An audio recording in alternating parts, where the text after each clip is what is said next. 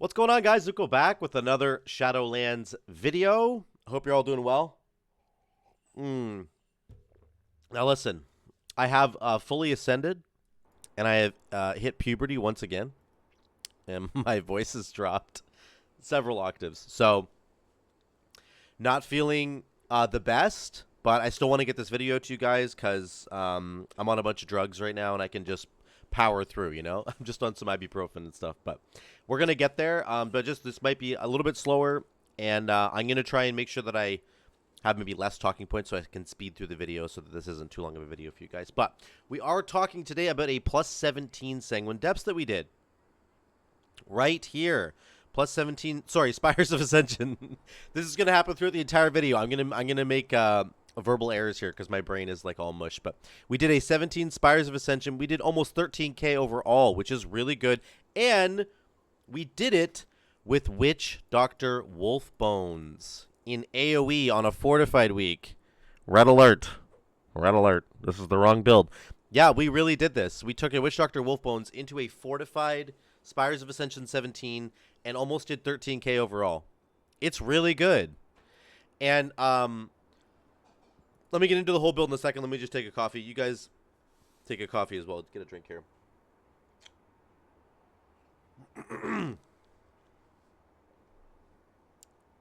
Let me tell you why this is so good.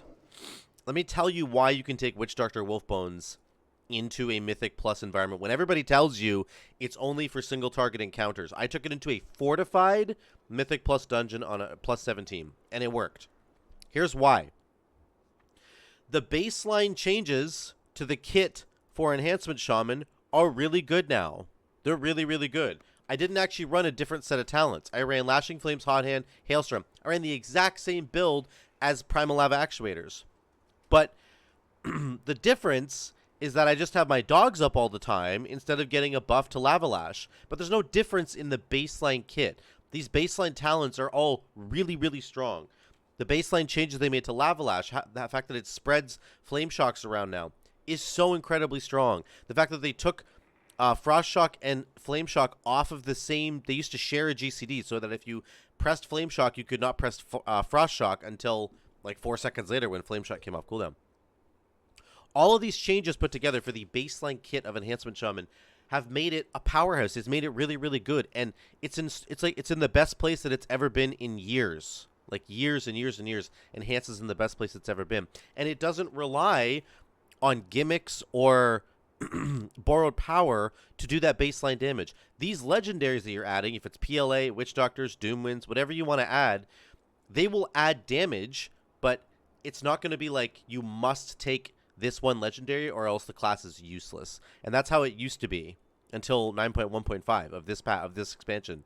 So I'm really, really excited about that because it means the future of Enhancement Shaman is like good to go. In 10.0, we're going to run in there and we won't have these legendaries anymore, so that'll be kind of annoying. But the baseline changes that they made are going to be solid. Lava Lash Spreading Flame Shock is staying. That's staying. So like it's just really, really good all on its own. And if you add one of these legendaries, they add a lot of power, but it's not like you feel useless without them.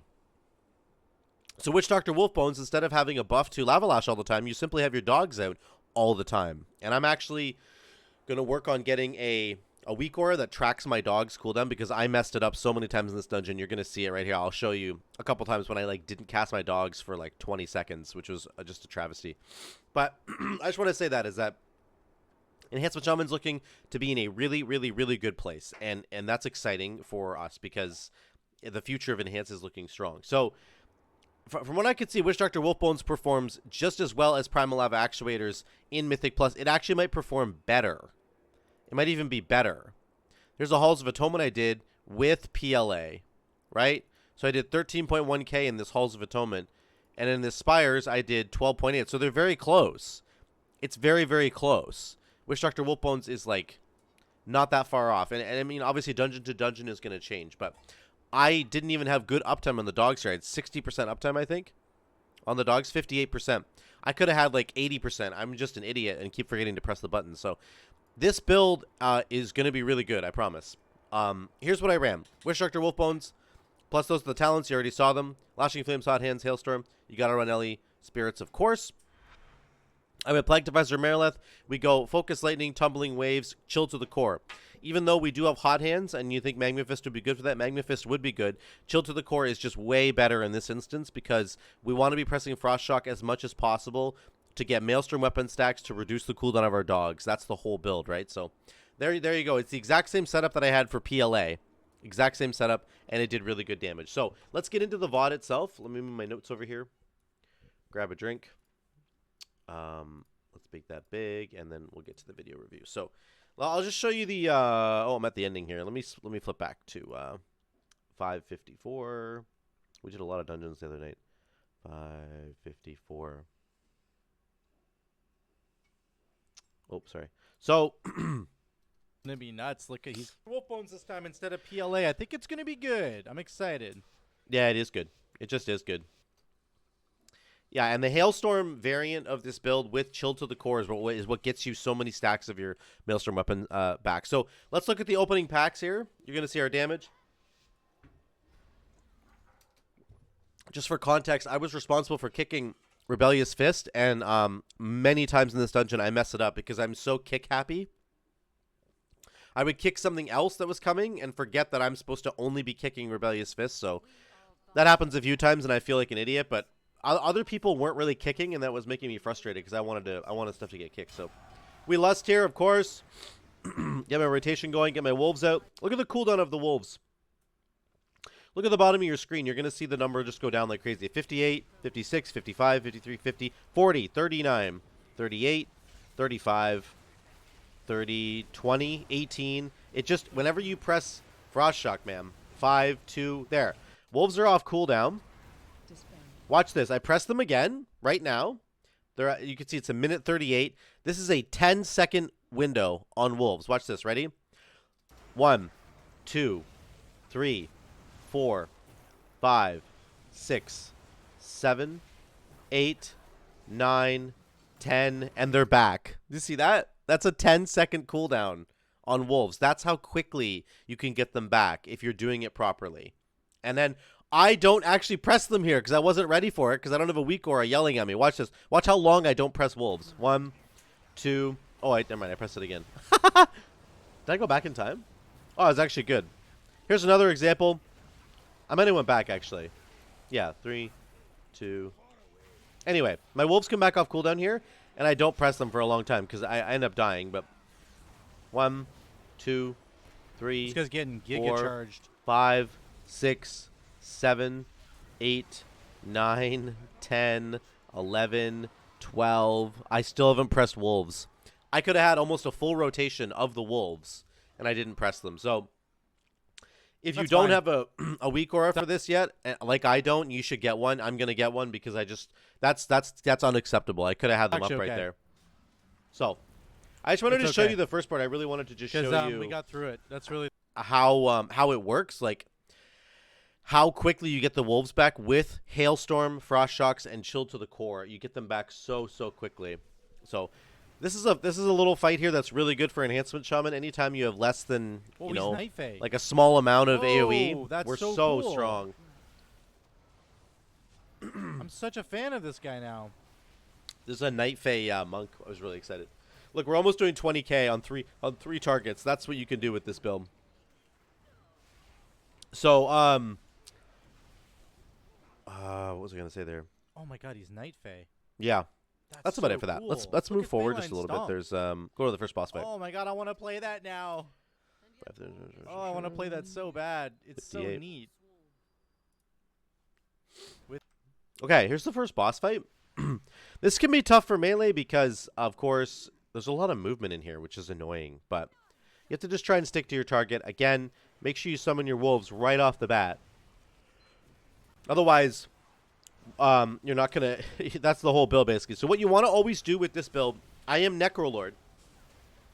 You want to always get your haste buff going. If it's pretty bad for 30, 40, 50%, whatever it is. Whatever you can get going with your Primordial Wave. And then summon your dogs immediately after you have your haste buff. And then they will be up for like the entire haste buff. Or summon your dogs and then cast your Primordial Wave Lightning Bolt, right? die, dude. That gets you a bunch of Die, you haste son of for a your bitch. dogs, which makes their attacks do more damage, which is really great. And obviously, it just increases your damage overall. So that's the biggest thing I want to say. If you're gonna play Necrolord plus Witch Doctor Wolfbones, it's pretty important that you have the haste rolling for those dogs so that they can also get the benefit that you're looking for there. So this boss fight, you just have to run around a lot. It's tough. Don't get hit by the attenuated barrage, but the tank's gonna try and keep the bosses together if he can, and you just do your best. We're doing about 12.2k. This is a really good cleave fight for us if the tank can manage to keep the bosses together. It's not always possible. It's really a difficult thing to do, so he's doing a great job. He's trying his best. So, yeah, nothing else crazy to say here. Just get the haste buff rolling on your dogs. Get your dogs as much as possible. Get a weak aura that tells you that when your dogs are coming back. And we end up doing almost 12k Want to deal with here. it? 11.7. Almost 12k, but not quite. He just fucking bopped me. He's like, I'm not dealing with the dot that's on that guy. Let me just push forward a little bit. The monk is going to bring down these guys here, which of course we know. This is really good damage for us. Actually, I do want to talk about this. This is, again, like 4-target cleave is so good for Enhancement Shaman. So good for lashing flames on the flame shocks to just tab target through and get everybody taking double damage from your fire. It's like so incredibly strong.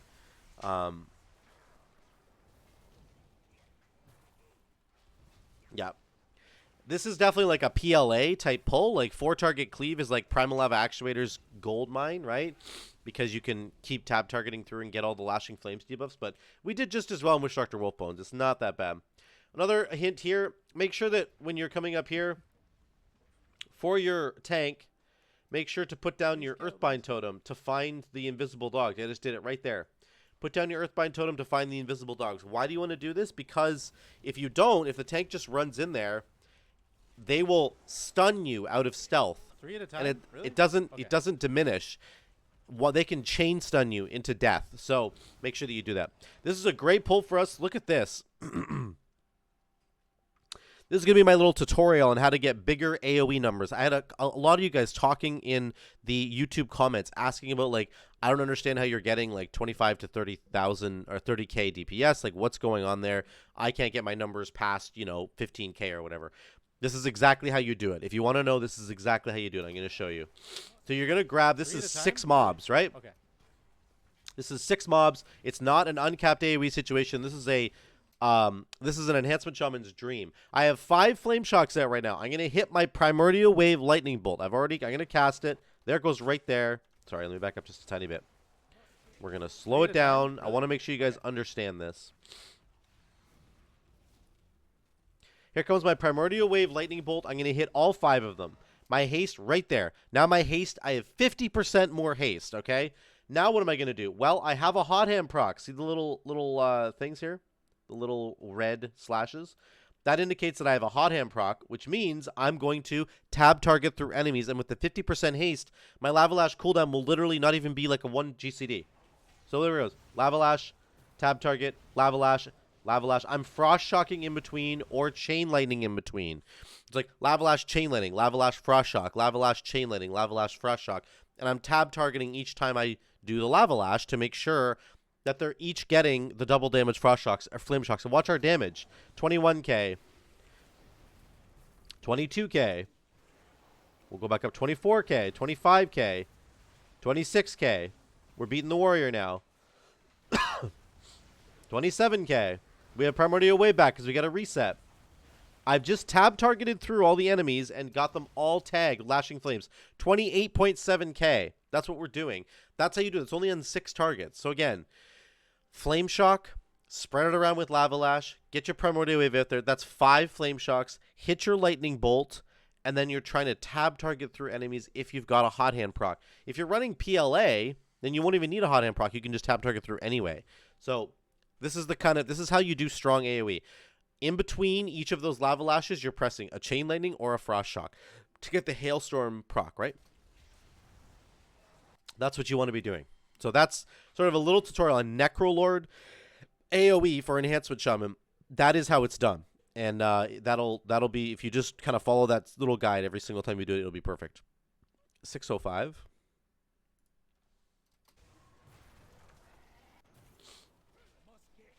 So this is another little instance where our kick is the best kick in the game. Man, it's just so good.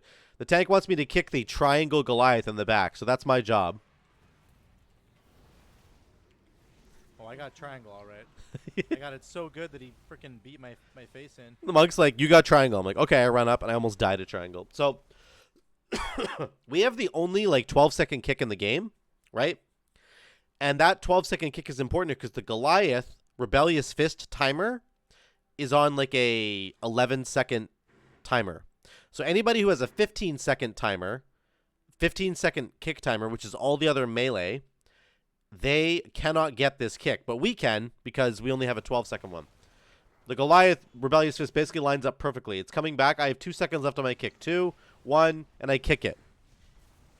If I had a 15-second kick there, I wouldn't have got it. So as a shaman, you can always take care of a Rebellious Fist all on your own. Every single time he casts Rebellious Fist, you can get it by yourself because of how good your kick is.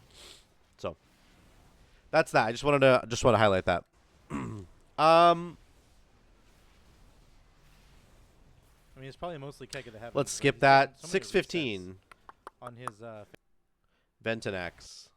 Okay, so this Ventunax boss fight is something that we talked about in the comments before, and I was saying to you guys that I really think you should tank the guy in the middle so that he drops off the orbs in the middle, and that it doesn't really matter. It doesn't really make a difference whether you tank him on the sides or not. And to the argument that we were having, I think that I was correct. However, I will say that I think you guys are ultimately right about where you should position him when you're tanking him. And it's because of the distance. You want to actually create as much distance as possible from where he drops off the black swirlies to where you end up standing, especially for ranged DPS. Because the melee guys have to follow him around anyway. But I actually completely agree with you guys on this point, which is to say that it is better to tank him in the corners of this room so that you create a bunch of distance between your team and the black swirlies from where they spawn. So you can see our range people are like standing way over here, and he dropped off the first black swirly over here, which is good. He's going to drop off another black swirly right here. And then we're going to run to the other side of the room. I think the one tank that I had in the other video, he every single time a black swirly was dropped off, he was booking it to the other side of the room. And it's like, that's just too much movement. You need to drop 2 of them off at the same time, like the back to back in the same side, and then run to the other side of the room. That's exactly what he does here. He drops off this second black swirly right here. Then he runs to the other side of the room. This is definitely a better way to do it. So I agree with you guys. I was probably wrong about wanting to put these in the middle of the room. And this is absolutely a better way to do it. I get hit there because I'm not looking. But now you can see there's an enormous distance that has been created between where we are right now and the black swirlies. They're way over here. So that is definitely better. It's definitely better to just have them because of the distance, because they're so far away. It gives you time to like not have to worry about it, right? So this is definitely a better way to do it. I totally agree. I think my assessment of doing this fight was wrong. I actually tried this on my Guardian Druid and found that people were just getting hit a lot more. So definitely it's better. It's just better to go to the other side of the room. But don't drop off one black swirly and then run to the other side of the room and then drop off that black swirly. You want to do 2 of them on one side of the room, then run to the other side of the room, and he'll do his recharge thing. Right, so people do end up dying anyway because people typically die on this fight to the swirlies because they're just, I don't know, they just can't look out for them. We almost do 13k DPS on this fight, on this little boss fight, which is good. 12.5k almost. So just 12k there by the end. That's exciting. I mean, that's a good amount of damage. But I do want to admit that I think I was wrong here in 13 deaths, maybe, in I don't know. how to position that boss. But I have a much better understanding of it now, and I think that certainly you drop off 2 swirlies, and then you run to the other side of the room where he does his recharge, and that's it. So there you go. That was a good boss fight for us. Let's move forward. Next, you want to get the Woe Drifter. So this platform here, back up just a little bit. You're going to run to the top here. There will be a set of automas. You want to get the Woe Drifter because you're going to skip the next area. So I'm going to fast forward again really quickly. Sorry. So we end up killing the Hellion guy first. You want to make sure the Hellion dies before the Drifter does so you have as much time as possible because you got a bit of a run ahead of you. So the Woe Drifter dies, then the Hellion dies, and then we're going to skip this entire part. We used to have to skip this with, like, invisibility pots. You don't have to anymore. So we're going to skip. Watch out for quaking. Skip, skip, skip. You got so much time. Somebody pulled here. I don't know how, but What just happened? I'm just going to wait till they reset, and then I run through, and then everything's good. So you can run all the way through here with your Woe Drifter. Look, there's so much time. 37 seconds left on it still, so it's perfectly fine. Then quake, and then quaking just ruins us. So anyway, that's how you do that section now. Get the Woe Drifter, run all the way through. Okay, then we have Oryphrion. There's actually nothing really crazy to talk about here, except that our damage will start kind of low. It starts at 11k, and by the end of the fight, we actually end up going up in damage, not down. Generally speaking, the longer a fight goes, the worse your damage profile will be. But I'm telling you, man, with Witch Doctor Wolfbones, your damage profile just keeps going up as over time. So I'm going to fast forward here. I want you to pay attention to the damage meters here. We're at 10.7. We're going to go, keep going. Oh. 11k, 11.3, 11.6, 11.7. Back down to 11.3. 13. Look at that. Because he takes more damage during this phase, right? 12k. We get a hot hand proc as well. 13k. 13.4. 13.7. And then the wolves will be coming back as well. Maybe we will. 13.9, 13.6, 13.4. We end up at about almost 13.5, I think. 13.3 by the end of that fight. So really, really good. That's good single target damage, in my opinion. And of course, that's what people think this build is going to do. Really, really strong single target damage with Witch Doctor Wolfbones. But it actually does good damage on AoE as well. But it still retains that notion, that idea that it has very strong damage in big packs of enemies. Okay, so now we're kind of worried about the timer. We only have 8 minutes left, basically. Yeah. We were thinking, like, do we need to lust on the angels, you know, that are up here before the boss? But we end up actually just pushing through the damage, and we end up killing all 3 of these pretty quickly. Here goes one. We need to lust here, but it's up to him. I thought we maybe needed to lust here, but I was wrong. He kind of, I told the monk, you know, it's up to you, and he held his nerve, and we didn't end up lusting for these ladies, which was good. I mean, we could lust for the boss. Yeah, I think we're okay. The lust on the ladies here would have been a waste, I think. Then we get the third one. You can see we have 5 minutes and 40 seconds left. I think we have time, right? We're good. We use the spear. Everybody kind of gets wrecked here, which is what usually happens. And we end up having 4 minutes and 30 seconds left for the boss fight, which is actually fine. It's not tyrannical. It's fortified. Okay. This boss fight takes a long time because she has the intermission, but we have enough time to do this. So we end up lusting. And there's nothing really special to say here except that the diversity of this build is really good. Frost Shock is incredibly, incredibly good on boss fights like this where she spends a lot of time moving out of melee, and you can do things like Lightning Bolt, Frost Shock into another Lightning Bolt because it generates stacks of Maelstrom weapons. So the flexibility of any build with Hailstorm in it is just, it's just superior, I think. It's so nice to look at this. She runs out. I do Lightning Bolt into Frost Shock. I do a Sundering because I don't. I forgot that the monk, it gains speed when she taunts back to the monk. But anyway, it's just really good. The versatility of the build is really good. It's really strong. So we do end up killing her, and we end up timing the dungeon. Let me skip ahead here. We have about a minute left. We got about 50 seconds left, and we get her with 49 seconds left. So that's good. I didn't think we were going to get her, but we did. For a 15, you're in the wrong damn team. These guys were great. I got some rating. I didn't get any gear, but that's okay. We almost did 13. That's okay. So let's go back to the gameplay really quick. Let me look at the overall here for the damage. So you're going to see that Frost Shock is obviously super high because of Hailstorm. Lightning Bolt was sneaking in there even because we get so many resets on Primordial Wave. That's how good the Lightning Bolt is. But it's going to be Flame Shock and Lava Lash are going to be lots of damage here because, of course, you're running Lashing Flames and Hot Hands, the same build you're running for PLA. So the same damage profile will basically appear, except your wolf damage will be much, much higher because you're able to summon them more often, and you're obviously getting the proc from the 2-set. Here's what I will say. I do think that moving forward, once people get their 2-set and their 4-set, I think Witch Doctor Wolfbones actually just gets better.